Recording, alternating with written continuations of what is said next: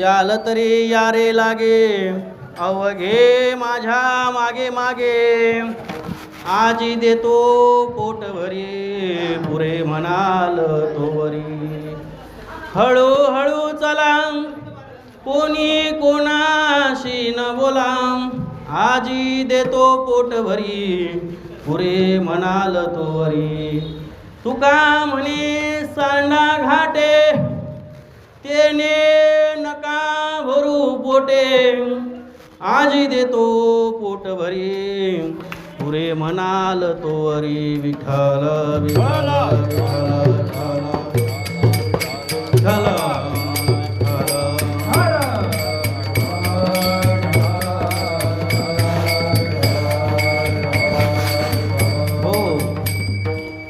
महायोगपीठे तटे भीमरथ्यां वरं पुंडरीकाय दातु मुनीन्द्रे समागत्य तिष्ठन्तमानन्दस्कन्दं परब्रह्मलिङ्गं भजे पाण्डुरङ्गं पाण्डुरङ्गं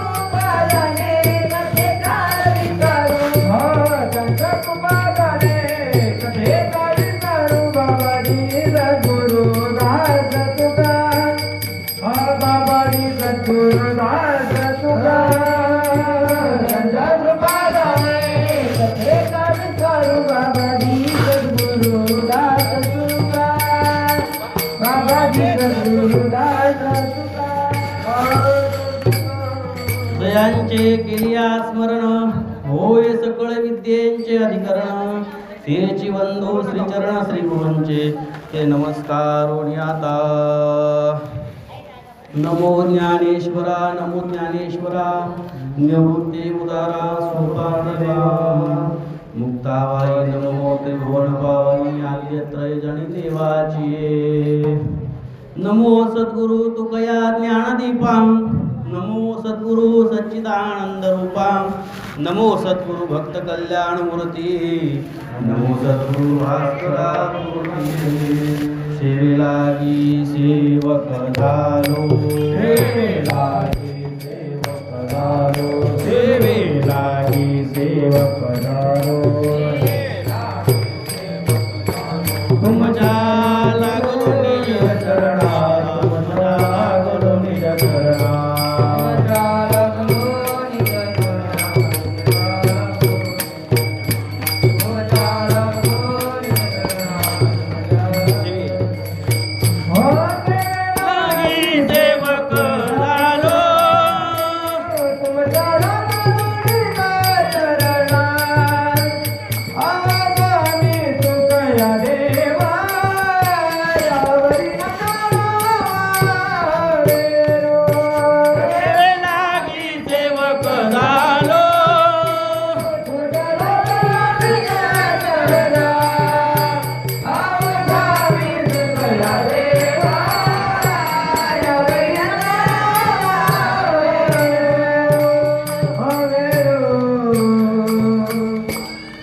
गंगा विशुद्धं नितपादस्पर्शं सरोवेष्टितं चुंबितं पुण्यस्थानं सराले स्थितं तं समाधिस्थमूर्तिं नमामि गंगा योगिराजं तपो ज्ञान वैराग्य भक्ति स्वरूपं सदालंकृत साधु संन्यास योगं मुखे यस्य वेदांत शास्त्रार्थ नीतिं नमो नारायण गिरि ब्रह्म स्वरूपं मस्तकरी पायावरी मस्तकरी पायावरी मस्तकरी पायावरी वारकरी संतांच्या वारकरी संतांच्या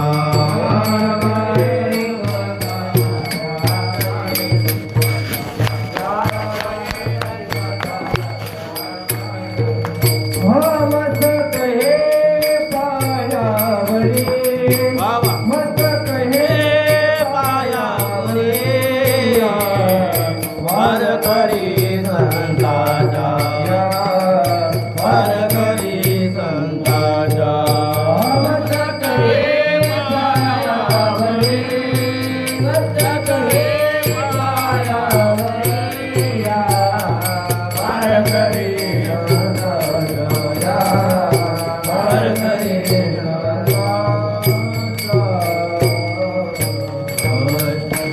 तरी यारे लागे अवघे माझ्या मागे मागे आशी देतो पोट हरी पुरे म्हणाल तो वरी.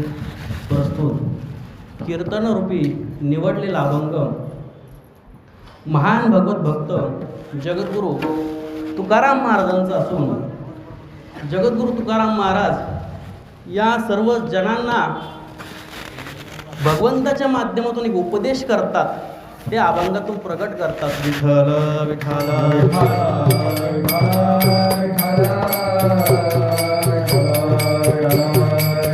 हो. कीर्तनाला सुरुवात करण्यापूर्वी अल्पसा परिहार देणं अगत्य आहे. म्हणून चैत्र प्रतिपदा ते नवमी श्रीरामनवमी जन्मोत्सव या येवला शहरामध्ये प्रतिवर्षापासून संपन्न होत असतो आणि या माध्यमातून पूज्यपाद गुरुवर्य श्री चक्रांकित महाराज यांचे या ठिकाणी दरवर्षी सत्संगाचा रामायणाचा कार्यक्रम होत असतो. महाराजांना मला पाहण्याचा योग आला नाही, संपर्क थोडा कमी होता म्हणावा की आपलं काही मागच्या जन्माचं पाप म्हणावं का महाराजांचं आपलं दर्शन झालं. परंतु या ठिकाणी महाराजांचेच नातू आहे श्री हरिदादा, त्यांच्याकडे बघितल्यानंतर महाराजांची उंची काय असेल हे आपल्याला या ठिकाणी लक्षात येतं. महाराजांच्या भक्त परिवारातून मी बऱ्याचशा त्यांचे चरित्र ऐकलं. अलौकिक असे महाराज होते आणि पूज्यपाद डोंगरेजी महाराज त्यांना मानसपुत्र मानत असे असं मी ऐकून आहे. रामकृष्णारी थोड्या वेळच कीर्तन करणारे, थोडंसं शांतता राखा, कोणी कोणाशी नका बोलू. या उक्तीप्रमाणे चाललेला असा रामनवमीचा उत्सव आणि यात हरिभक्तीपरायण श्री हरिदादा चक्रांकित महाराज यांनी पत्रिकेवरती बघितलं असेल आपण रामायणाचा आदिकांड, पण मग इथे आल्यावर कळलं की महाराजांनी ज्ञानेश्वरीवर सत्संग विवेचन केलं आहे आणि 7 दिवस महाराजांनी या ठिकाणी सेवा संपन्न केली. त्याचप्रमाणे काल जन्मोत्सवाचा हरिभक्तीपरायण काळे महाराजांचं कीर्तन आहे ते झालं. सायंकाळी भजन संध्या झाली आणि आज प्रसादाचं कीर्तन आहे, काल्याचं कीर्तन आहे. म्हणून काल्याच्या कीर्तनामध्ये या भगवान श्रीकृष्णाने गोकुळात ज्या लीला केल्या त्याचं वर्णन सांगितलेलं आहे. तसं पाहिलं तर अलिखित असा नियम आहे वारकरी संप्रदायाचा. इतर दिवशी वक्त्याला स्वतंत्र असतंय सप्ताहामध्ये, कोणी नामपर कीर्तन करेल, कोणी भक्तीपर कीर्तन करेल, कोणी संतपर कीर्तन करेल, कोणी द्वैत अद्वैत याप्रमाणे मागणीपर कीर्तन करतील. पण आजचं जो काल्याचं कीर्तन जो आहे या ठिकाणी कीर्तनकार वक्त्याला स्वातंत्र्य नाही, तो परतंत्रात. या ठिकाणी भगवंताचं श्रीकृष्णाचं लीलांचं वर्णन काल्याच्या दिवशी सांगितलेलं आहे. चरित्र ते उच्चारावे केले देव गोकुळे, केले देव गोकुळे, ते केले देव गोकुळे. चरित्र ते उच्चारावे केले देव गोकुळे, केले देव गोकुळे. चरित्र ते उच्चारावे केले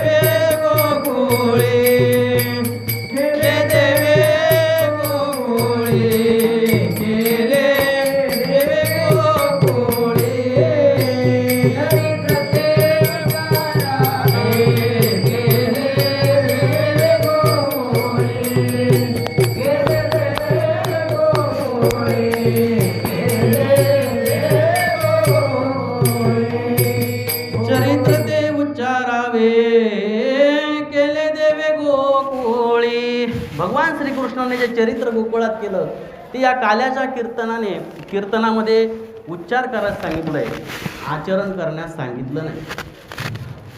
तुम्ही म्हणाल का हो असं? भगवंताने ज्या लीला केल्या त्या अपरंपरा आहेत, अघटित आहेत. त्यातून बराचसा समाजाला संदेश देण्याचा भगवंताने प्रयत्न केला. भगवान श्रीरामांचं चरित्र हे आचरणीय सांगितलेलं आहे. आणि भगवान श्रीरामांचं चरित्र हे 3 गोष्टीतून त्यांना अवतार घेण्यास लागला. एक, धर्मसंस्थापकाने यासाठी भगवंताला अवतार घ्यावा लागला. दुसरं, जे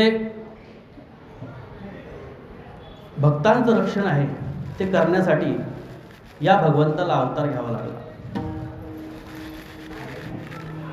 नारद मुनींसाठी अवतार घ्यावा लागला.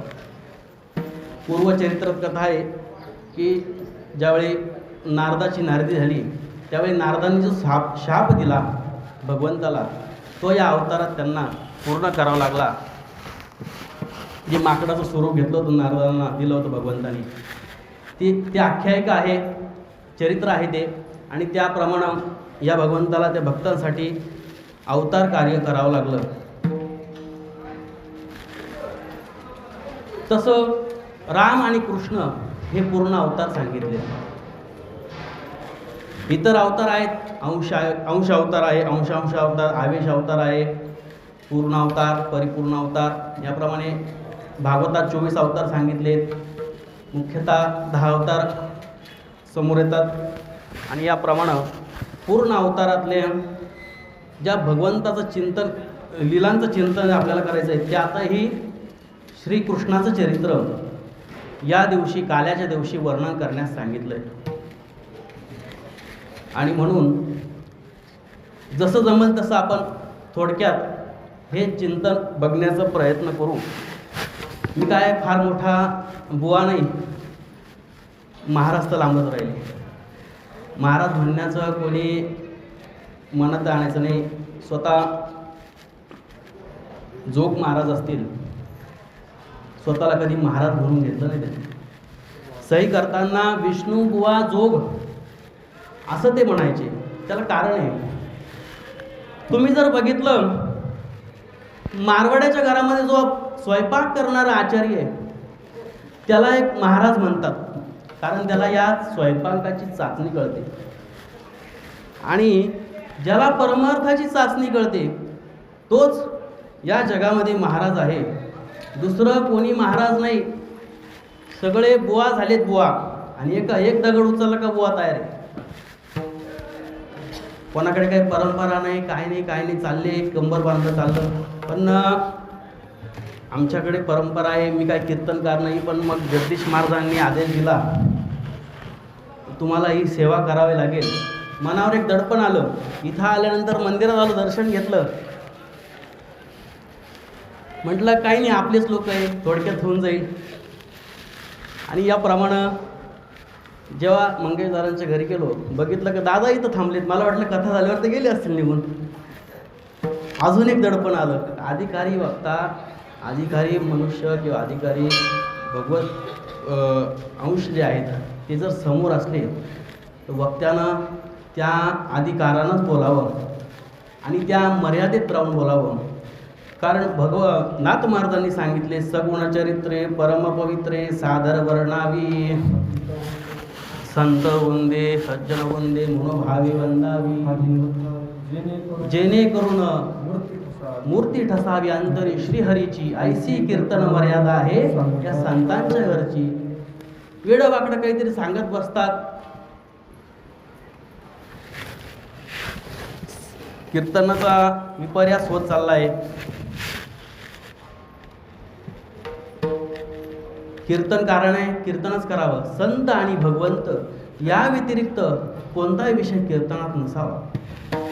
आणि याप्रमाणे ज्या भगवंताच्या लीला आहेत त्यांचंच वर्णन करावं. संतांच्या जे चरित्र आहे त्यांचंच वर्णन करावं. भरकटल्यासारखं काही बोलत सुटतात. आणि पुन्हा या भगवंताला अवतार घ्यायची पाळी येते की काय, ते संतांना पुन्हा अवतार घ्यायची पाळी येते का असं वाटू लागतं. तुकाराम महाराज सांगतात, बुडत हे जण न देखावे डोळा, येतो कळवळा म्हणून या. कळवळत हे जण बुडतंय.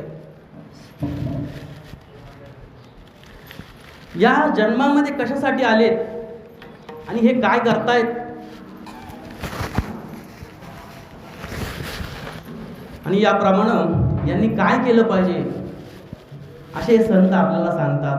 उठा जागे भारे आता, उठा जागे वारे आता, उठा जागे वारे आता, स्मरण करा पंढरीनाथा,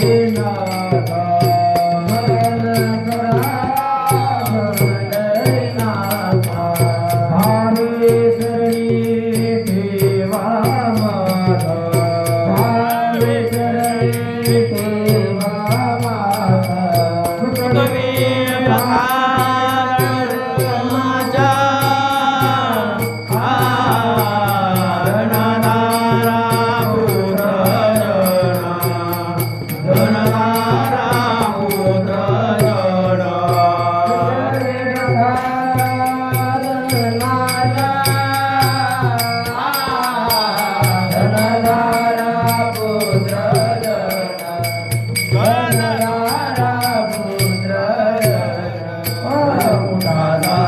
वारे आता स्मरण करा पंढरीनाथा, भावे चरणी ठेवा माता.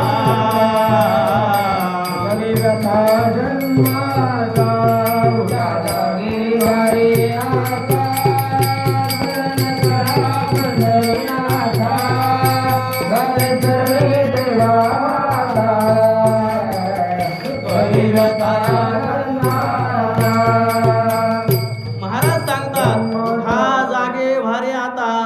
उठायला सांगतायत. का उठायला सांगतायत? आपण काय झोपलेले आहेत का? आता झोपलेले आहेत का बाबा आपण? नाही, उठलेलो आहे. मग तरी पण भगवान महाराज आपल्याला काय सांगतात? उठा जागे भारे आता. या अज्ञानरूपी झोपेतून ते आपल्याला उठायला सांगतायत आणि या अज्ञानरूपी झोपेतून उठवून भगवंताची प्राप्ती करण्यासाठी आपल्याला सांगतायत. हे संतांचं कार्य आहे. संत आपल्याला परोपकार करतात. त्यांनी फार मोठा परोपकार आपल्यावरती करून ठेवला आहे. निजपूर ओणी देवी, निजपूर ओणी देवी, निजपूर ओणी देवी, निजपूर. हो निजली आता घरीची, वा वा. निजपूर ओणी देवी, निजपूर ओणी देवी, निज पुरवणी देती, निजल्या जागरिती, निज पुरवणी देती. निजपूर ओणी देवी, निजपूर ओणी देवी. निजलिया जागविती, निज पुरवणी देती. निजलेला जाग करण्याचं काम हे संत करतात. त्यांचे आपल्यावरती अनन्य साधारण असे उपकार आहेत. त्या उपकारातून आपण उतराई होऊ शकत नाही. काय देऊ यासी व्हावे उतराई, ठेवितो हा पायी जीव थोडा. याप्रमाणे त्यांच्या पायावरती, संतांच्या पायावरती आपण जरी जीव ठेवला तरी आपण त्यांच्या ऋणातून मुक्त होऊ शकत नाही. मनुष्य जन्माला आल्यानंतर या ठिकाणी आपल्यावरती 3 प्रकारचे ऋण आहेत. एक देवऋण, एक संत ऋण आणि तिसरं जे आहे ते पितृऋण. हे 3 ऋण मनुष्याला फेडावेच लागतात. देवाचं ऋण आहे, संतांचं ऋण आहे, पितृऋण आहे. पितृऋणातून मुक्त होण्यासाठी मनुष्य जन्म मात्राने ते ज्यावेळेस जातील त्यांच्या आपत्यांचं कर्तव्य आहे की त्यांचं यथाविधी श्राद्धविधी सर्व विधिवत व्हावा. हे पितृऋणातून पिंडदान व्हावं. पितृऋणातून मुक्त होण्यासाठी गायीची सेवा करावी, गोमातेची सेवा करावी. याप्रमाणे पितृऋणातून मुक्त होतो. देवऋण आहे भगवंताची प्राप्ती करणं, सतत नामस्मरण चिंतन करणं. देवऋण हे 2 ऋण मुक्त होऊ शकतात, पण संत ऋण जे असं आहे ते मुक्त होऊ शकत नाही. त्यांच्या पायावरती आपला जीव जरी ठेवला तरी या संतांच्या ऋणातून आपण मुक्त होऊ शकत नाही.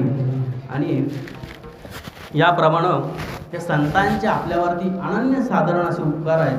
अज्ञानस्तिमिरांधस्य ज्ञानांजनशलाखया चक्षुर्मिलितं येन तस्मै श्री गुरुवे. गुरु महाराज आपल्या या अज्ञानरूपी डोळ्यामध्ये ज्ञानरूपी अंजन घालण्याचं काम करतात. आणि त्यांनी आपल्यावरती उपकार सगळ्यात मोठा कोणता केला असेल? नामा म्हणे ग्रंथ श्रेष्ठ ज्ञान देवी. नामा म्हणे ग्रंथ श्रेष्ठ ज्ञान देवी. नामा म्हणे ग्रंथ श्रेष्ठ ज्ञान देवी. नामा म्हणे ग्रंथ श्रेष्ठ ज्ञान देवी. एकतरी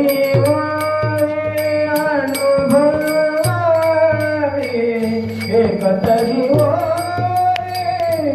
अनुभवा अतिमूर्ख जागडा ज्ञान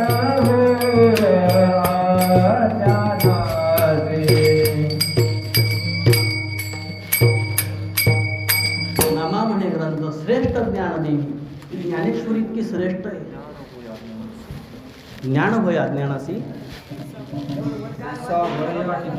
ऐसा वरया प्रमाण थोडेसे मागे होतात. आणि नामदेव महाराज सांगतात हा जो ग्रंथ आहे श्रेष्ठ आहे, हा गीतेचाच अलंकार आहे. आणि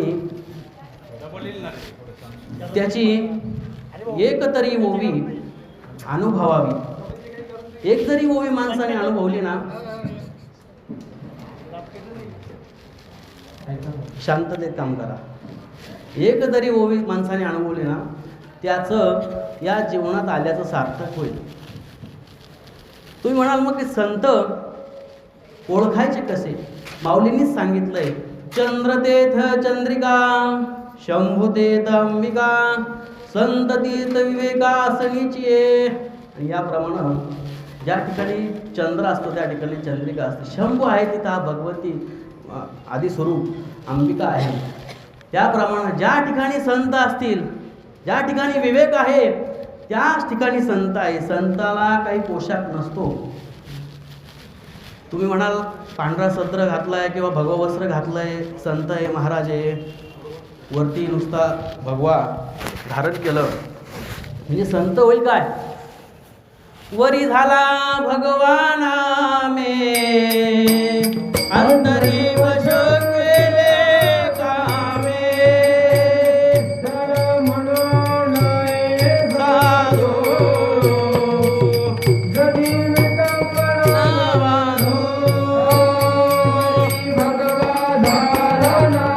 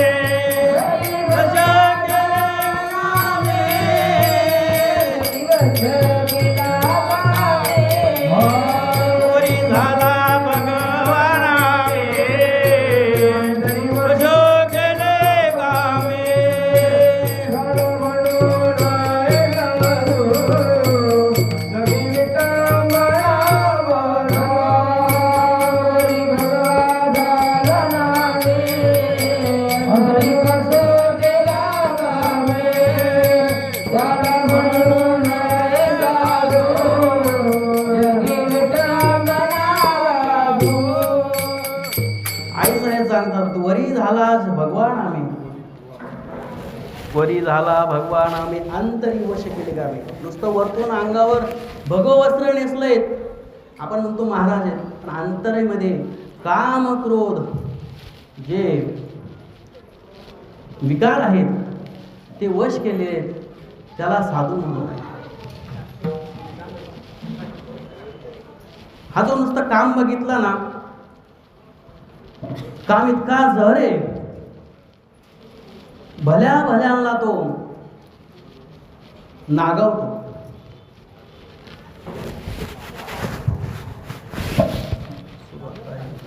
ओ कामाजी कोतवालयाने नागविले बहुतासी. कामाजी कोतवालयाने नागविले बहुतासी. तो भय नाही त्यासी. हराची अबरू घेतो जमदग्नी दुर्वास गेले महान महान ऋषी.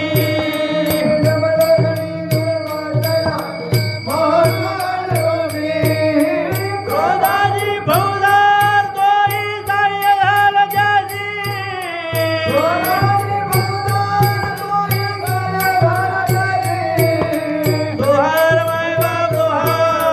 जोहार माय बाप जोहार, जोहार माय बाप जोहार. कामाजी कोतवाल त्याने नागविले बहुतासी. हरिहराची अब्रू घेतो भय नाही त्यासी. काम इतका जहर आहे, मोठमोठ्यांना नागडं केलंय कामाने. त्यांनी हरिहराला सुद्धा सोडलं नाही. हरिहराची अब्रू घेतो भय नाही त्यासी. जमदग्नी दुर्वास महान महान महान ऋषी. जमदग्नी सारखे दुर्वासासारखे महान ऋषी या कामाने नागडे केले. आणि त्या साधूने जर अंतरीमध्ये जर काम वश केला आहे, त्याला काय साधू म्हणावं, त्याला काय सांगतात. ज्या ठिकाणी साधा पांढरा पोशाख जरी असला, पॅन्ट शर्ट जरी असली, पण त्या माणसाच्या ठिकाणी विवेक आहे. ज्या ठिकाणी माणसाच्या ठिकाणी विवेक पाहायला मिळतो, त्या ठिकाणी संत ओळखावा. आणि संत ओळखण्याचे लक्षण भरपूर दिले. आज आपल्याला काल्याचं कीर्तन करायचं आहे आणि हे संत आपल्याला जागवण्याचं काम करतात.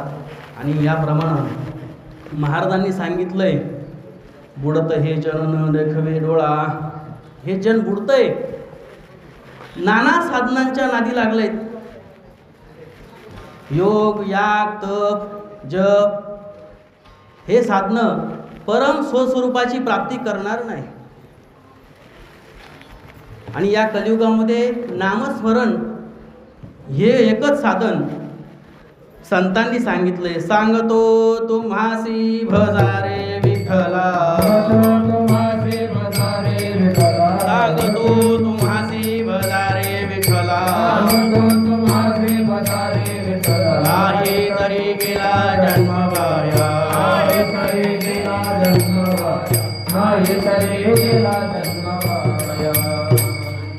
या जन्मात आलं, रोजचे कामं केलेत, पण भगवंताचं नाव घेतलं नाही. हा जन्म वाया गेला. ज्यांनी भगवंताचं नाव घेतलं नाही तो त्याचा जन्म खरंच वाया गेला असं संत सांगतात. आणि त्याचा जन्म वाया गेला म्हणजे पुन्हा त्याला जन्म आहे, पुन्हा मरण आहे.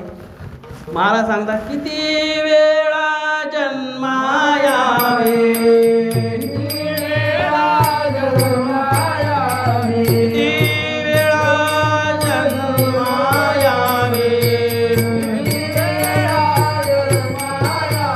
नित्य भावे भजित, नित्य भावे भजित,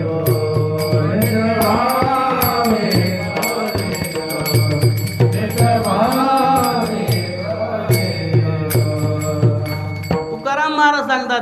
वेळा जन्म यायचं, किती वेळा मरायचं, ही फजितीचे नाव.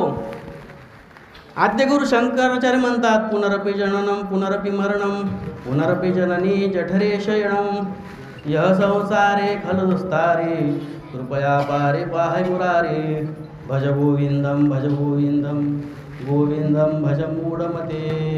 हे मुडा, या भगवंताचं गोविंदाचं स्मरण कर, त्याला भज, म्हणजे तुझ्या या जन्माचं मृत्यूचं जे भवसागर जो आहे तर तो तुला तरून जाईल. सर्व साधनांचे सार सर्व साधनाचे सार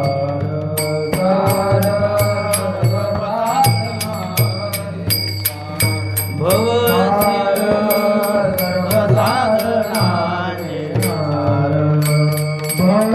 सिंधू तरी पार भव सिंधू पार पार सर्व साधनांचे सार सार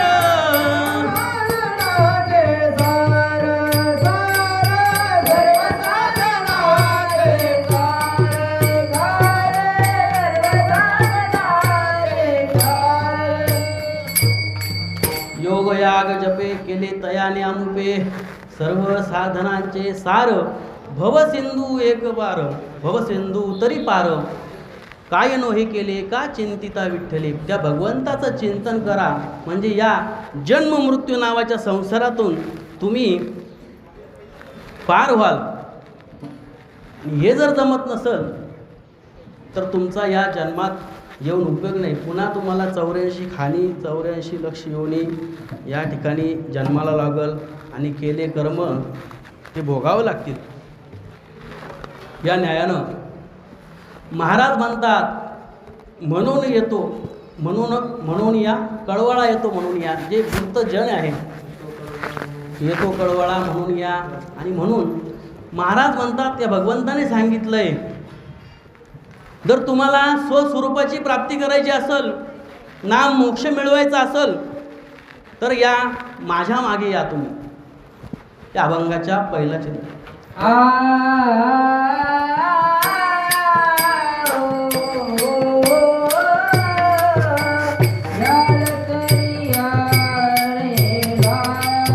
ठीक आहे ना?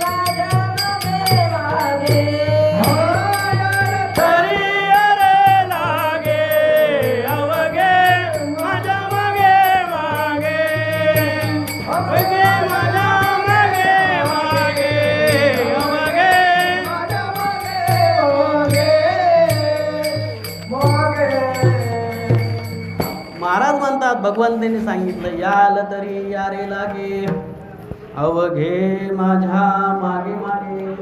भगवंत म्हणतात यायचं असेल तर या.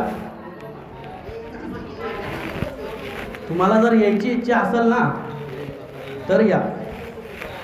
दोन भाग करू आपण. एका बाजूला प्रपंच आहे, एका बाजूला परमार्थ आहे, भगवंत आहे आणि मध्ये आहे प्रेम. तुमचं प्रेम जर या प्रपंचावर जर जडलेलं असलं तर तुम्ही माझ्यापर्यंत येऊ शकत नाही. ते जे प्रेम आहे ते प्रपंचावर काढून माझ्या ठिकाणी स्थिर करा. म्हणून महाराज सांगतात चतुरा तो शिरोमणी गुण लावण्याची खाणी. तो चतुर आहे की त्याच्या ठिकाणी जर चित्त स्थिर केलं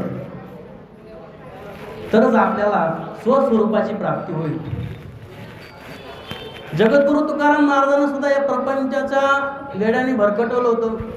त्यांना म्हणावं लागलं प्रपंच ओसरो प्रपंच ओसरो प्रपंच ओसरो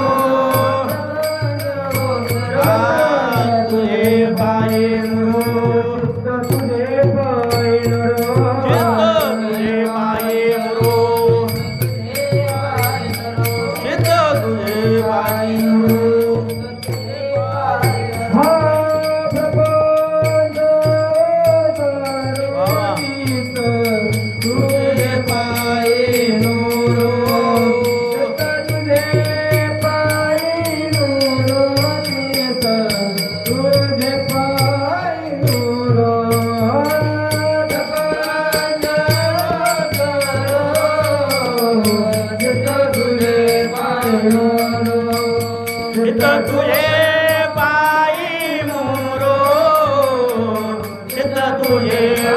मुरो. महाराज म्हणतात प्रपंच ओसरो हे चित्त जे आहे ना तुझ्या पायावरती मुरो. ऐसे करिगा पांडुरंगा शुद्ध रंग वावे रंगा. हे भगवंता माझे जे चित्त आहे ना हे तुझ्या पायावरती स्थिर करा. माझ्याकडनं हे प्रपंचापासून बाजूला हटता येत नाही. स्वतः महाराजांचा जर असा विचार असेल, जगद्गुरु तुकाराम महाराजांचा जर असा विचार असेल तर आपण सर्वसामान्य माणसं प्रपंचात गुरफटलेलो आहोत. आपण परमार्थ करतो पण प्रपंचात राहून परमार्थ करतो. तो परमार्थ काही कामाचा नाही. बघितलं तर संतांकडे बघा, त्यांनी कसा परमार्थ केला आणि कोणती वाट ही आपल्याला परमार्थाची दाखवली. मार्ग दाऊनी गेले आधी मार्ग दाऊनी गेले आधी मार्ग दाऊनी गेले आधी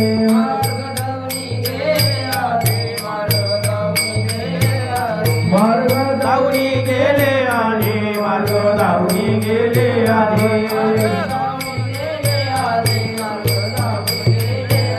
दयानिधी संत दे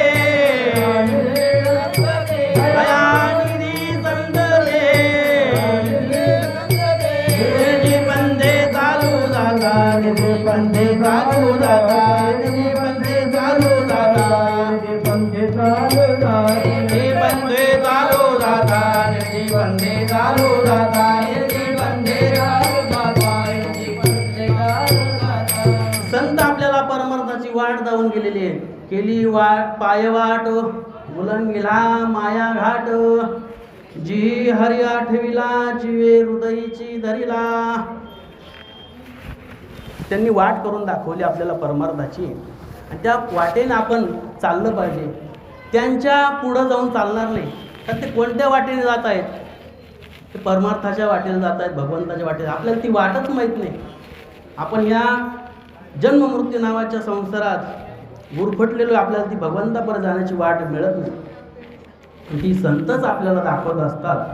आणि म्हणून त्या स्वस्वरूपाची प्राप्ती करायची जर असेल तर संतांनी दाखवलेल्या मार्गानं गेलं, त्यांच्या मार्गाने गेलं तर कोणत्याही प्रकारचा आपल्याला अडथळा येत नाही, कोणत्याही प्रकारचा गुंता येत नाही. आणि म्हणून भगवंत सांगतात प्रपंचापासून प्रेम नष्ट कर आणि माझ्या कसे लाव. म्हणजे तुला यायचं असेल तर माझ्यापर्यंत ये. मी तुला बळजबरी बोलवत नाही, यायचं असेल तर या.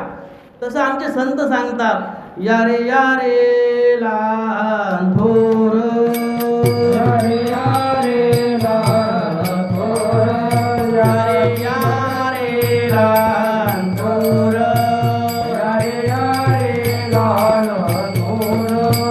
याती भलती नारी नर, याती भलती नारी नर, याती भलते नारी नर, याती भलते नारी नर. करावा विचार, करावा विचार. भलते चिंता कोठे गाई, कोठे गाई. अरे या रे लहान थोर, या रे लहान थोर. संतांचं वाक्य आहे, या रे लहान थोर, याती भलती नारी नर. सर्वजण या, कोणत्याही जातीचा असू, कोणत्याही कुळाचा असू, संतांनी सगळ्यांना आपलंसं केलं. तसं भगवंत नाही, घेशी तेव्हा देशी, ऐसा ससी उदार. तो आपल्याकडनं घेत असतो.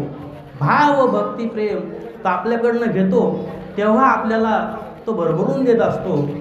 असा भगवंत, त्याची भाषा जर तरची आहे. यायचं असेल तर या, यायचं असेल तर या, याल तरी या रे लागे, माझ्या लाग या, पाठीमाग या. अवघे माझ्या मागे मागे, म्हणजे ज्यांनी प्रपंचापासून प्रेम नावाचा रस बाजूला करून भगवंताच्या प्रती प्रेम जडवलं आहे, अशांनीच्या म्हणजे ते अवघे माझ्या माझे मागे मागे. आणि मग लोक म्हणायला लागले, महाराज खरंय तुमचं, आम्ही तुमच्या मागे येतो. आल्यानंतर तुम्ही आम्हाला काय द्या? आजी देतो पोट भरी, आजी देतो पोट भरी, आजी देतो पोट भरी भरी, आजी देतो पोट भरी भरी, आजी देतो पोट भरी भरी, आजी देतो पोट भरी. पुरे म्हणाल पुरे म्हणाल आजी देतो पोट भरी, पोट भरी, आजी देतो पोट भरी. पुरे म्हणाल पुरे म्हणाल आजी देतो पोट भरी भरी, आजी देतो पोट भरी. आजी देतो पोट भरी, पुरे म्हणाल तोवरी. महाराज सांगतात, तुम्ही जर आले ना माझ्या पाठीमागं, आज तुम्हाला भरपूर असं जेवण देईल, पोटभर देईल. तुम्ही जोपर्यंत पुरे म्हणत नाही तोपर्यंत देईल ना. मोक्ष तुम्हाला या साधनातून मी देईल. आजी देतो पोट भरी, पुरे म्हणाल तोवरी. तुम्ही हे नाना साधन करतात, पण त्याने तुमचे तहान भूक भागत नाही.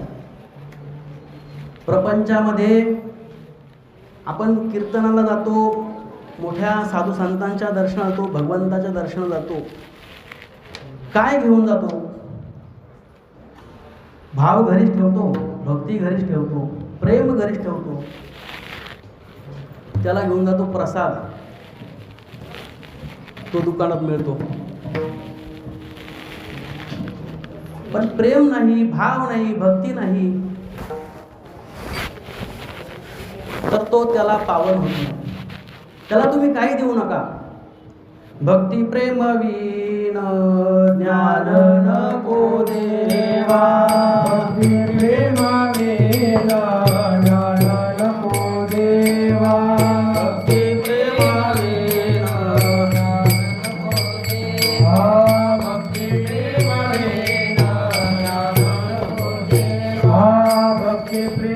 विन ज्ञान नको देवा, भक्ती प्रेम विन ज्ञान नको देवा, भक्ती प्रेम विन ज्ञान नको देवा, भक्ती प्रेम विन अभिमान विठ्ठलवास अभिमान विठ्ठलवास प्रेम सुख रे, प्रेम सुख रे, प्रेम सुख रे, प्रेम सुख रे. अभिमान विठ्ठलवास अभिमान विठ्ठलवास प्रेम सुख रे, प्रेम सुख रे, प्रेम सुख रे, प्रेम सुख रे. त्याला दुसरं तिसरं काही लागत नाही. प्रेम, सुख, भक्ती, प्रेम पाहिजे, भक्ती पाहिजे, तर तो प्रसन्न होत असतो. त्याला दुसरं काही लागत नाही. आणि सतत नामस्मरण, चिंतन हाच त्याच्यावरती उपाय.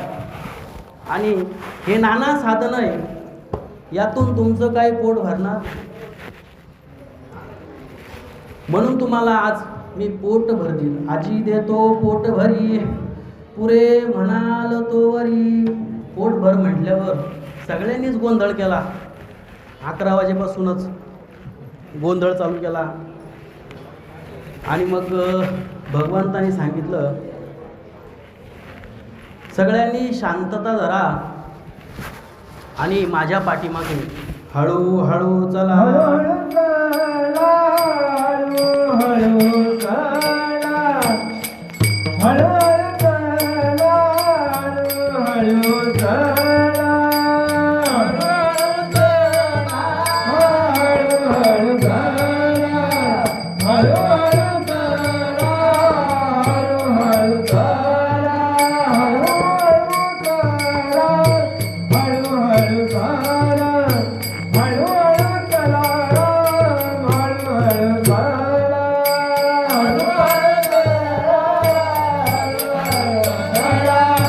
हळूहळू चला, हळूहळू चला.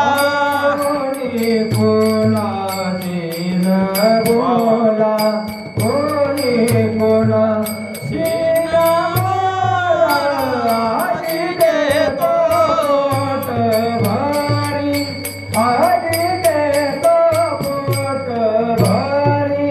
कोणी कोणाशी न बोला, कोणी कोणाशी कोणाशी न बोला, आजी देतो पोट भरी, आजी देतो पोट भरी.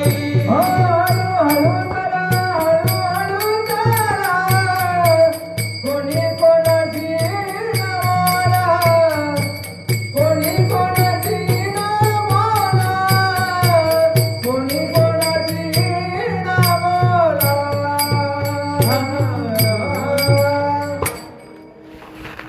भगवंत सांगतात, हळूहळू चला, कोणी कोणाशी न बोला. आपली परिस्थिती अशी की 2 अभंग पाठ केले, थोडंसं चिंतन मांडलं की झालं तयार. माझं कीर्तन आहे, अमकं आहे. माझी तीच परिस्थिती नव्हती. मी आणि तुम्ही काय वेगळा नाही.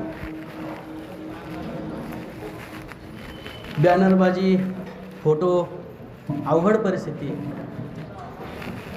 चिंतन येत नाही, भगवंताचं नामस्मरण नाही, काही नाही, हरिपाठ पाठ नाही, ज्ञानेश्वरीचं वाचन नाही. मी परमार्थ करतोय. नुसतं धोतर घातलं,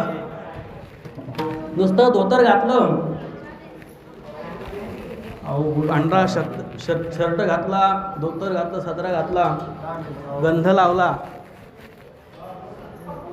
म्हणजे काय? परमार्थाला मार्गाला सुद्धा आपण नाही द्या. भगवंत तर लांबच आहे. भगवंत मला जर प्राप्त करायचं असेल तर हळूहळू परमार्थ करावा, चटकन परमार्थ करू नये. म्हणजे दोन गोष्टी आल्या म्हणजे काय, त्याचे पावलं असे जमिनीवरती यायला नको, जमिनीवरतीच पाऊल राहायला पाहिजे. पूर्वीचे साधू संत मंडळी होऊन गेले, जोग महाराज असतील, आदिकरून मामासाहेब दांडेकर असतील, बंकट स्वामी असतील, या महात्म्यांचं जरी वर्णन ऐकलं, आपण त्यांना पाहिलेलं नाही आहे, त्यांचं वर्णन जर बघितलं, साधी राहणी, उच्च विचार, एकदम साधी राहणी होती, पण विचार मात्र उच्च त्यांचे. आणि अशाप्रमाणे आजची स्थिती जर बघितली, त्या संस्थेत शिकणारे त्या गुरुजींचे विद्यार्थी असतील, इस्त्रीचा शर्ट, सदरा, इस्त्रीचं धोतर, त्या टोपीला इस्त्री आणि अशी कडक टोपी घालून त्या गुरुच्या पाया पडतो. गुरुला सुद्धा ती टोपी टोचती, टोपीसह पाय पडतो. भगवंताच्या देवळात गेल्यानंतर, मंदिरात गर्भगृहात गेल्यानंतर आपल्या डोक्यावरती जे आभूषण आहे, टोपी आहे, किंवा साधू संतांच्या दर्शनास गेल्यानंतर ती काढून ठेवली पाहिजे, त्यांचा मान राखला गेला पाहिजे. त्यांच्यापेक्षा आपण श्रेष्ठ नाही, या कृतीतून ते पुढे येतं. आणि जुनी माणसं जी होती, साधी राहणी, उच्च विचार, म्हणून परमार्थ जो आहे ना, तो हळूहळू कळायचा आहे. चिंतने चिंतने तद्रुपता, सतत चिंतन, सावकाशपणे, आणि याप्रमाणे ते भगवंताला प्राप्त करण्याचं साधन आहे. पण साधन थोडं केलं का माणूस म्हणतो, त्याला गर्व होतो, गदारोळ करतो, सगळ्याला सांगत सुटतो की मी ज्ञानेश्वरी पारायण केलं, मी 4 धाम यात्रा करून आलो, गंगापूजन करायचं, माऊंदगर हजारो लोक जेव घालतो. जे पुण्य आहे ना त्याचं कमवलेलं, ते त्या ठिकाणी क्षीण होत चालतं. थोडंसं बाजूला येतो. प्रपंचात तुम्हाला एक उदाहरण सांगतो. जे आपण वास्तू बांधतो, ज्यावेळी वास्तू गृहप्रवेशाच्या वेळी त्या चौकटीची जी पूजा करतात गुरुजी, त्या चौकटीमध्ये काही देवतांचं स्थापन करत असतात. 10 दिशांना ते स्थापन असतं, आणि ते 10 दिशांना स्थापन झाल्यानंतर ती देवता त्या ठिकाणी वास करत असते. आणि आपण येणारे जाणारे त्या त्या उंबऱ्यावरच त्या पाय देत चालतो. पाय दिल्यानंतर काय होतं, ती देवता क्षीण होत चालते.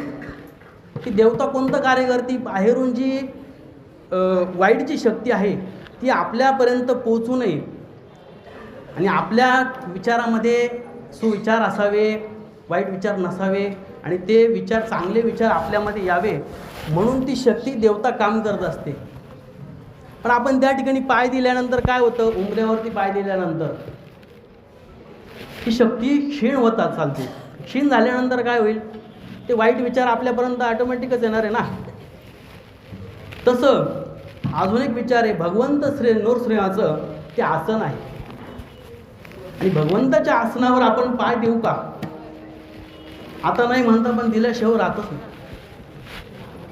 भगवंताच्या पेक्षा आपण श्रेष्ठ नाही, संतांपेक्षा आपण श्रेष्ठ नाही, त्यामुळं त्यांच्यापेक्षा श्रेष्ठ आसनावर आपण बसू नये. कथा व्यासपीठ असेल तर ती गोष्ट वेगळी आहे, खाली बसलं पाहिजे, कारण वाचकही खाली बसलेलं असतं. पण आज परिस्थिती आहे,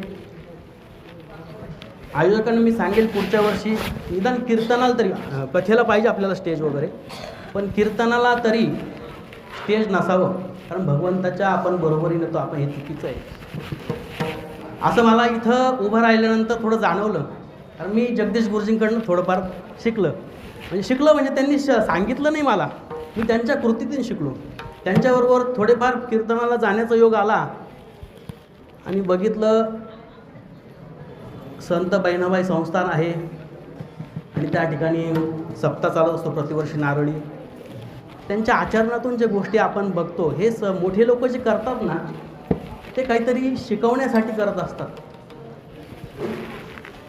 आणि म्हणून संतांच्या भगवंताच्या पेक्षा आपण मोठे नाही हे जाणून त्यांच्या आसनावर आपण पाय द्यायचा नसतो.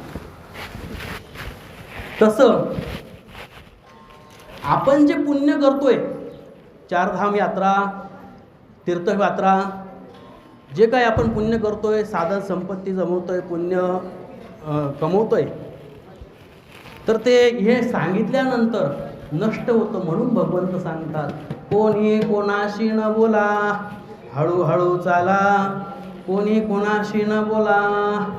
याप्रमाणे थोडक्यात आपण या 3 चरणांचा थोडंसं शिवण्याचा प्रयत्न केला. अभंग आपण सोडू शकत नाही. जगद्गुरु तुकाराम महाराजांचा अभंग आहे, सोडवण्याची ताकद कोणातच अजून जन्माला नाही आला कोणी.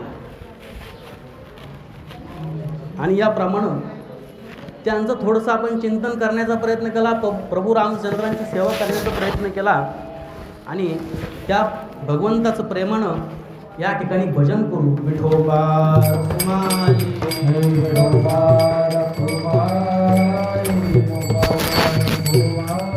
विठोबा रखुमाई, विठोबा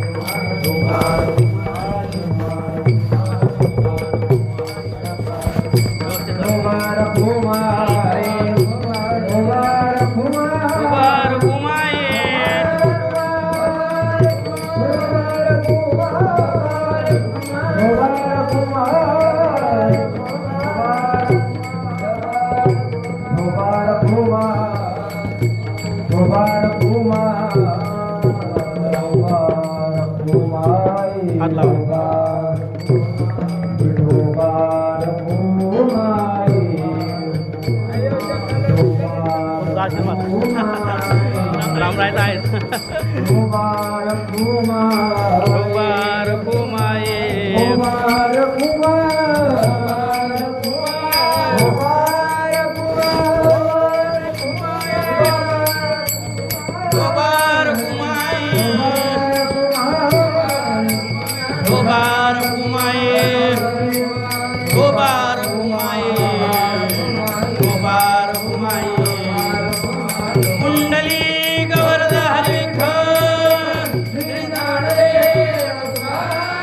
पंढरीनाथ भगवान प्रभू दयावर रामचंद्र भगवान, ज्ञानेश्वर महाराज, जगद्गुरु तुकाराम, सद्गुरु जोग महाराज, सद्गुरु गंगागिरी महाराज, सद्गुरु नारायणगिरी महाराज.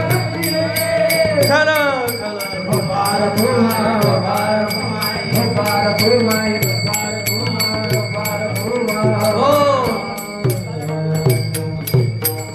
महाराज सांगतात, हळूहळू चला, कोणी कोणाशी न बोला. कोणी कोणाला सांगावं, शांततेत तुमचं जे साधना चाललेलं आहे भगवंताप्रती, ती शांततेत करा. कोणाला सांगायची गरज नाही. सांगून काय तो आपल्या ठिकाणी आपल्याला मदत करणार आहे असं काही नाही. या जन्मामध्ये प्रत्येकाला एकटंच यायचं आहे आणि एकटंच जायचं आहे. पती साथ देत नाही, मुलं साथ देत नाही, जिवंतपणीच साथ देत नाही, तर मेल्यावर काय साथ देत.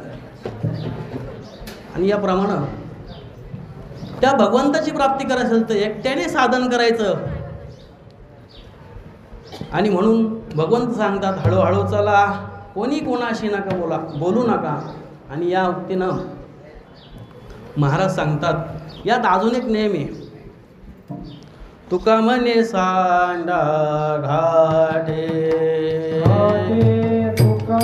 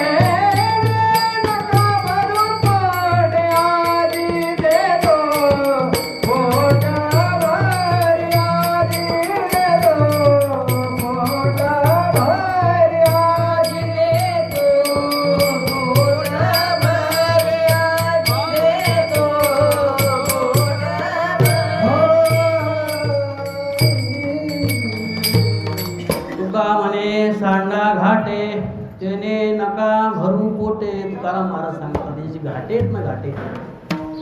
घाटे कोणते हो? हरभऱ्याचे? तसं नाही. जे तुम्ही खोटं साधनं करतायत त्यांनी काही साध्य होणार नाही. हे जे घाटे खोटे आहेत त्यांनी पोटं भरत बसू नका.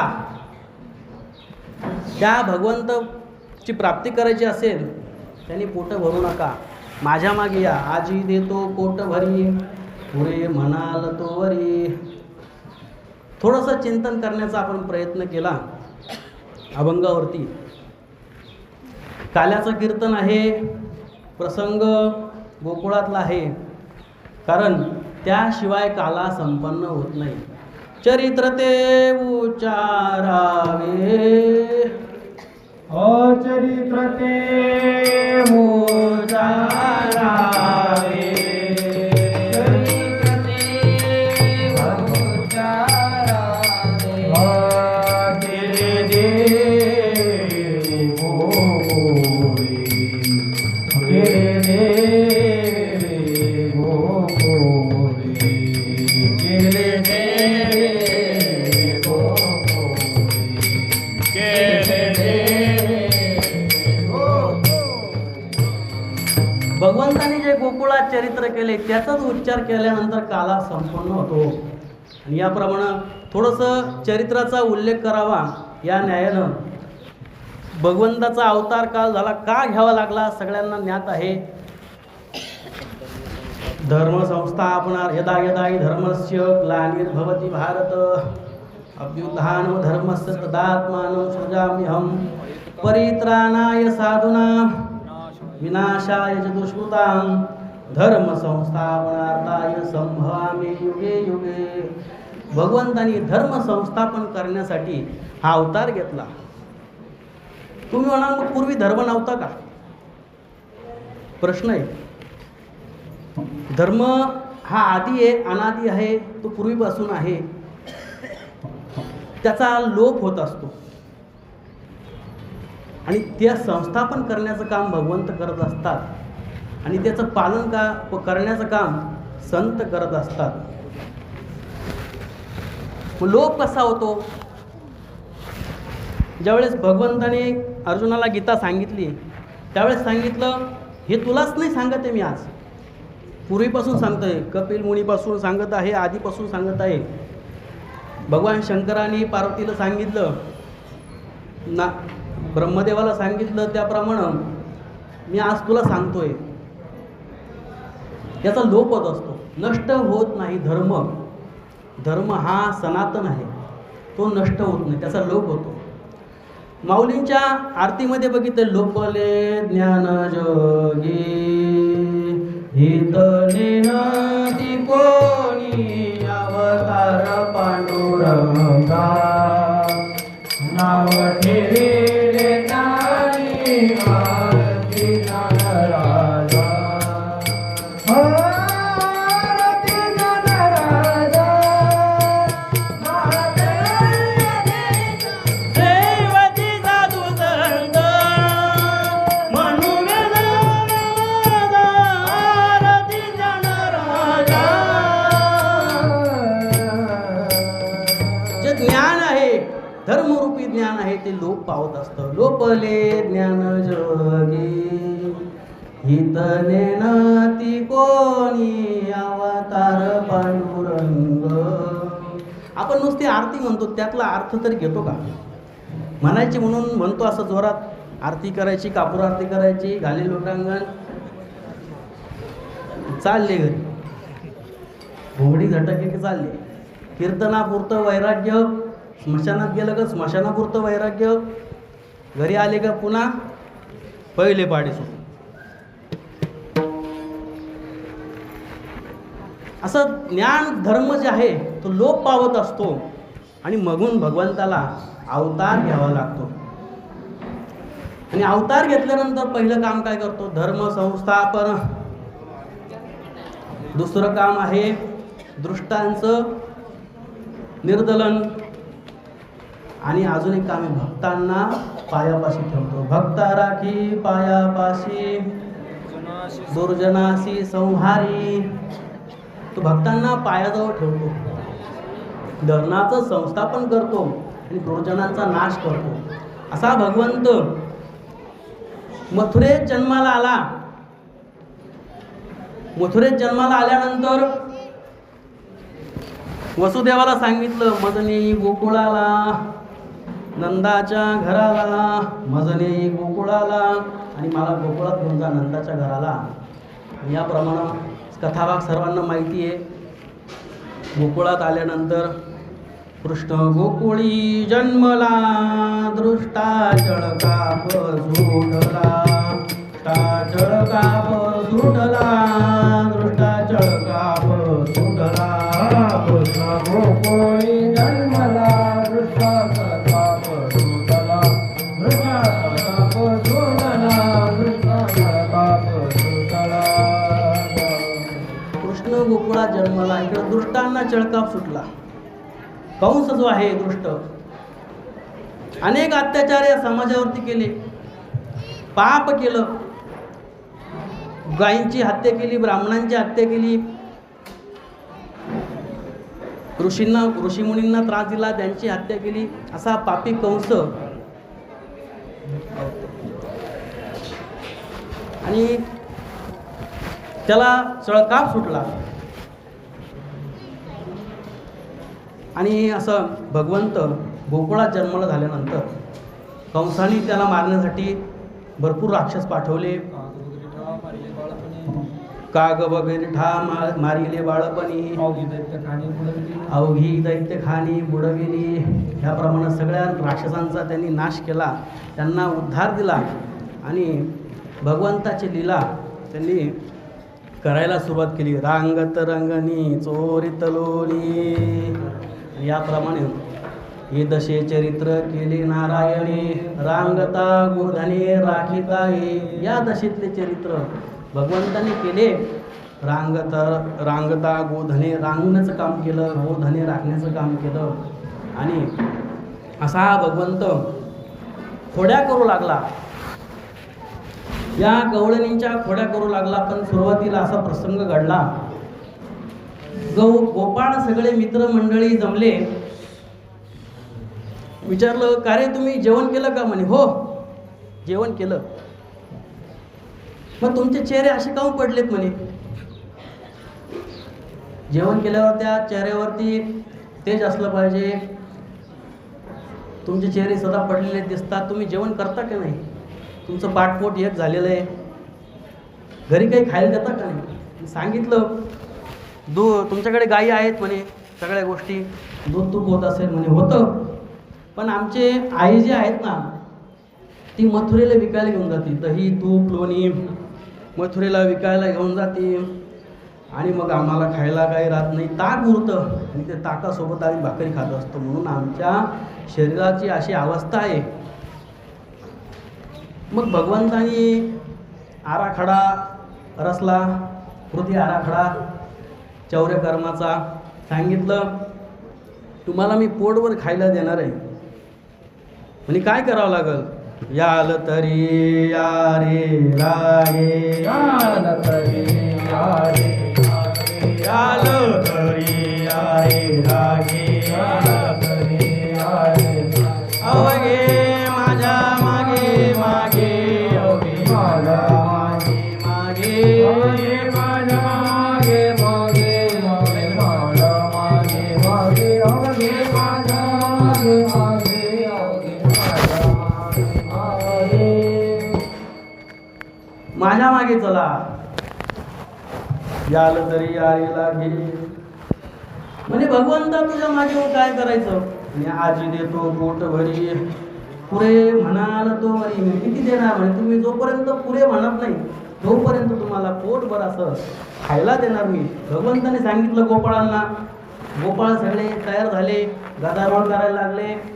पुन्हा भगवंताने सांगितलं गदारोळ करू नका, गोंधळ घालू नका, थोडा वेळ राहिला आहे आणि 10-15 मिनिटात आपण संपवण्याचा प्रयत्न करू. आणि म्हणून भगवंताने सांगितलं हळूहळू चला, कोणी कोणाशी न बोला. आणि तुम्ही जे घाटे रूपी जे साधनं आहेत ते बाजूला टाका. तुका म्हणे घाटे ते जे सांडा घाटे ते सांडून टाका ते घाटे. आणि ते साधनं सांडून टाका, त्याने नका भरू मोठे. असं भगवंतानी त्या गोपाळांना सांगितल्यानंतर त्यांची तयारी झाली. वस्त्रगाळ माती घेतली, खडे घेतले, सरड्याचे काटे घेतले, गेले चोरी करायला. आणि याप्रमाणे ते साधना घेऊन गेले, चोरी करू लागले. 2 दिवस झाले, 3 दिवस झाले. गवळणींनी विचार केला घरात लोणी कसं राहत नाही. आपण तर लावून ठेवतो, सकाळी उठल्यावर मथुरेला निघायचं असतं पहाटे, विकण्यासाठी घरात लोणी कसं राहत नाही. मग बचत गटाची बैठक बसली आणि त्या गवळणींनी विचार केला माझ्या घरात लोणी राहत नाही, तुझ्या घरात लोणी राहत नाही. विचार केला काय कारण असेल हो? आपल्या घरात चोरी होती, पण कोण चोरतं हे शोध लावण्यासाठी त्यांच्यात अध्यक्ष होती बचत गटाची आणि ती प्रभावती नावाची गवळण. ती म्हणते मी छडा लावते म्हणे ह्या चोरीचा. आणि ती त्या ठिकाणी 8 दिवसात छडा लावते असं सांगून गेली. आणि ती बघितलं सायंकाळच्या टायमाला ती अशी भाकरी करत होती आणि हे तिचं मुलगा वाकड्या, भगवंताचं सैन्य ते वाकड्या उठला आणि डोळे चोळत बाहेर निघाला. विचारलं काय रे बाबा कुठे चालला? म्हणे चाललो बाहेर मित्रांमध्ये खेळायला. म्हणे जेवण नाही करायचं? म्हणे नाही, म्हणे करून जाय म्हणे जेवण, तू उशिरा येतो असं तसं. म्हणे काय जेवायला? म्हणे ताक आणि भाकरी. त्यांनी डोळं असं तोंड वाकडं केलं, कारण 8-10 दिवसांनी त्याला लोणी मिळत होतं, दही मिळत होतो, त्याच्याने तो तृप्त झालेला होता. आणि इकडं ताकाच्या भानगडीत पडण्यात तो नव्हता. म्हणे मला नाही जेवायचं, मी बाहेर जेवल म्हणे तिकडं. त्याचे लक्षात आलं हा 8 दिवस झाले घरात जेवला नाही, काहीतरी गुपित असलं पाहिजे. म्हणून त्याला विचारलं सांग कुठे जातो, काय करतो आणि कोण आहे, काय सगळ्या गोष्टी विचारल्या. तो काही सांगत नव्हता. आणि भगवंत त्या वाकड्याला त्याने बांधून ठेवलं, घरामध्ये दामलं. मग त्यावेळेस त्यांनी सांगितलं का भगवंत आहे, आम्ही चोरी करत असतो पण कोणाकडे जातो हे सांगतच नव्हतं. नंतर तिला कळालं कालांतराने हा प्रत्येकाच्या कृष्ण आहे, सगळ्यांच्या गवळ्यांच्या घरी जातो चोऱ्या करायला, सगळ्यांना सांगून जातो का आज याच्या घरी, आज त्याच्या घरी चोरी करणारे. त्यांनी आपली दरी कडी उघडून करून ठेवायची, सगळ्या गोष्टी नियोजनबद्ध काम भगवंताचं. आणि त्या प्रभावतीला वाटलं याला पकडावं, म्हणून ती भगवंताला पकडण्यासाठी गेली. तो काही हाती आला नाही आणि त्याच्या खोड्या भरपूर चालल्या. सगळे गवळी त्रस्त झाले. त्याचा असा उन्माद वाढला होता भगवंताचा. ते दह्याच्या चोरी करू लागला. कारण ते जे दही दूध मथुरेत विकायचे त्यातून येणार जे धन होतं त्यातून यांची रोजीरोटी चालायची. म्हणून ते असे त्यांना उपासमार घडू लागली. काहींना काही म्हणे गाव सोडून जावे की गोकुळी राहावे की जावे. आणि यशोदेजवळ अशा खोड्यांचे वर्णन करू लागले. भरपूर प्रमाण आहे त्याच्यामध्ये, आता जास्त काही वेळ घेत नाही. खोड्या वाढल्या. सगळ्यांनी सांगितलं याला काहीतरी आळा घाला. म्हणून सांगितलं उद्या जाई गाव वना सवे गोधना. हे जे गोधन आहे ते घेऊन जा तुम्ही वनामध्ये, तुम्हाला ड्युटी लावून दिली. आणि त्या वनामध्ये गेल्यावर तिथे खोड्या चालू झाल्या, खेळ चालू झाले. होतो तो हमामा लगोरी विट्टी दांडू चेंडू नाना लगोरी अशा खेळ झाले. खेळ झाल्यानंतर भरपूर खेळले. आणि गोपाळ म्हणाले खांदी भार पोटी भूक काय खेळायाचे सुख. गोपाळाने सांगितलं भगवंता त्या खांद्यावर भार आहे, पोटात भूक आहे, या खेळण्याचे सुख नाही आणि आता कीर्तनाचे सुख नाही असे म्हणून भगवंताने सांगितलं झाली म्हणती आता वेळ आणा शिदोऱ्या. शिदोऱ्या आणायला लावल्या आणि त्या खडकावरती भगवंत बसले. मध्यभागी भगवंत बसले. बाजूने सर्व गोपाळांना जमवलं. छोटेसे गोपाळ होते त्यांना जवळ बसवलं. म्हणजे जे अनन्या गतीने अनन्या चिंतयंतु मां मी जना परिपासत तेषां नित्यायुक्तानां योगक्षेमं. जे योगक्षेम साडून योगक्षेम वहाम्यम, जे अनन्य भक्तीने मला शरण आले असे छोटे छोटे गोपाळ होते ते जवळ भगवंतांनी बसवले. थोडेसे त्यांच्यात काही विकार राहिले होते, थोडेसे लांब बसवले असा उल्लेख आहे. आणि भगवंतांनी त्यांना काला वाटण्यास सुरुवात केली.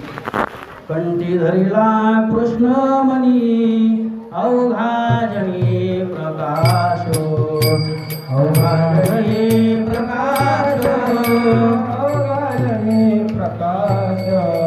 कंठी धरिला कृष्णमणी अवघाजनी प्रकाश. अवघाजनी प्रकाश. अवघाजनी प्रकाश. त्या गोपाळांनी त्या भगवंताला कंठात धारण केलं आणि त्यांच्या हृदयामध्ये प्रकाश झाला. आणि मग भगवंतानी त्या सर्व गोपाळांचं अहंता मिटल्यानंतर मग त्यांना प्रसाद देण्यास सुरुवात केली. असं थोडंसं चिंतन आपल्यापर्यंत मांडण्याचा प्रयत्न केला. झालेली सेवा भगवंताच्या चरणी श्रीरामचंद्राच्या चरणी अर्पण करतो, सद्गुरूंच्या चरणी अर्पण करतो. जे काही वेडवाकडं बोललं असेल ते माझं स्वतःचं आहे. जे भगवंतांनी बुद्धी दिली, सद्गुरूंनी बुद्धी दिली त्याप्रमाणे बोलण्याचा थोडासा प्रयत्न केला. या न्यायानं झालेली सेवा भगवंताच्या चरणी अर्पण करतो. ज्ञानेश्वर माऊली ज्ञानराज माऊली ज्ञानेश्वर माऊली ज्ञानेश्वर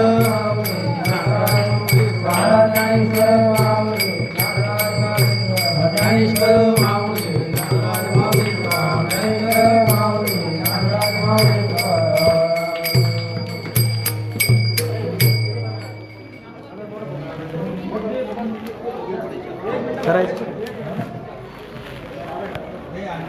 चला कंठी घरीला शिंकी लावी.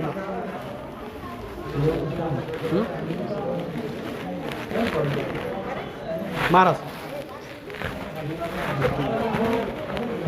कंठी धरिला कृष्णमणी अवघाजनी प्रकाश. कालावतू वासुरिया ब्रह्मारिका उत्तम लोका दाहो.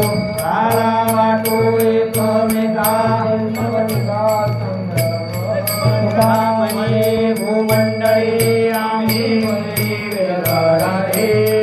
वाटू एकमेका उत्तम लोका संभ्रम. होतो तिघाचे देवळे वारे दोहीकडे